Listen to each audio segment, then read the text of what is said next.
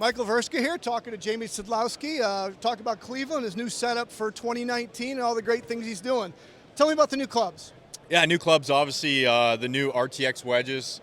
These are pretty fresh in my bag. 60 degree, 56, 50. And then from there, the new Z-Forge blades that I just recently got that are super, super pure. Obviously, player's iron, something that I've never been a blade guy, and I switched to Cleveland Strixon last year around this time and went straight into the blades. They're a blade, but they're they're forgiving. They're not small, they're not big. They just look about right. So the new ones obviously are very, very soft. Great look, workability, and then from there carry the U85 and the 3-iron.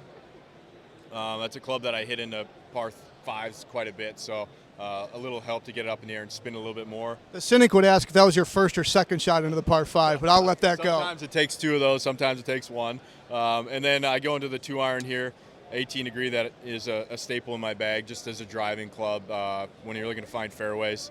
And then from there, the Launcher HB driver. New shaft in there that I recently just switched to is the Hazardous T1100.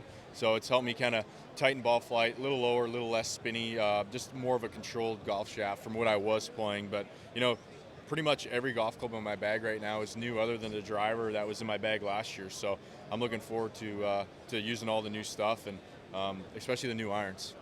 So, Jamie, I've known you for probably 10 years now, and back then, I don't mean the word only in a bad way, but you were really focused on long drive, and you can still hit it a mile, as everyone knows, but now you're a true tour player, grinding it every week. The 3-foot putts matter just as much as those 360-yard drives. Tell me about how your setup philosophy, how you go about testing clubs and putting clubs in the bag has changed in that time frame. Yeah, obviously I don't have 14 drivers in the bag anymore. I got 14 actual scoring clubs. But yeah, the way my setup is made, I don't carry a 3-wood just because if I feel like 3-woods, for me, if I'm going to hit 3-wood, they go so far, I may as well hit driver. I've kind of invented a little shot with a driver, kind of like a little stinger shot that's very effective now. But yeah, my makeup is, how am I going to score best, all the way from bounces on the wedges, having the workability to hit full shots, 3/4 shots, half shots, and little bump shots around the greens, and shafts, obviously, in the irons.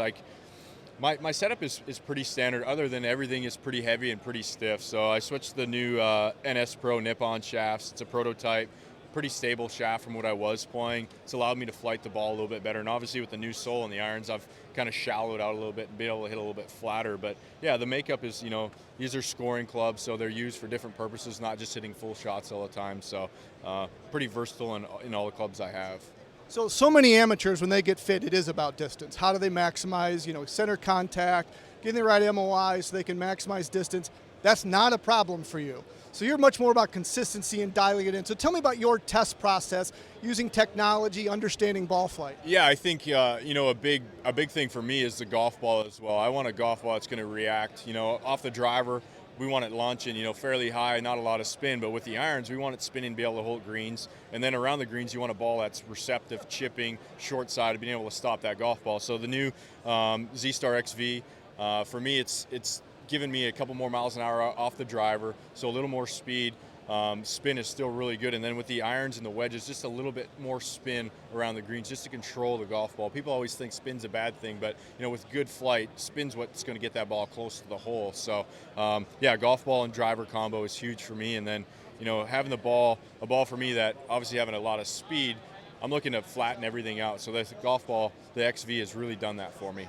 So, Jamie, one last question. Obviously, you've done 1,000 corporate days playing with amateur golfers of all skill levels. As you look at their bag and look in their setup, what can they apply from your knowledge to say, hey, these are something you guys should be looking at, your little tip? Yeah, I think the biggest thing is if you gave a 15 handicap my set of clubs, it obviously would not work for them. You're not going to be playing a player's iron. You're probably not, a CBX wedge would probably be better for you. Something a little more forgiving, a little more bounce. You're not going to lay the sod over it. So I think you have to be fit properly. I think depending on, how good you are and maybe how much you play or practice, I think that's how you have to have your setup. And I think that's why custom fitting is so important. Jamie, great stuff. Hope to see you on some weekends on TV here soon. Thank you, Michael.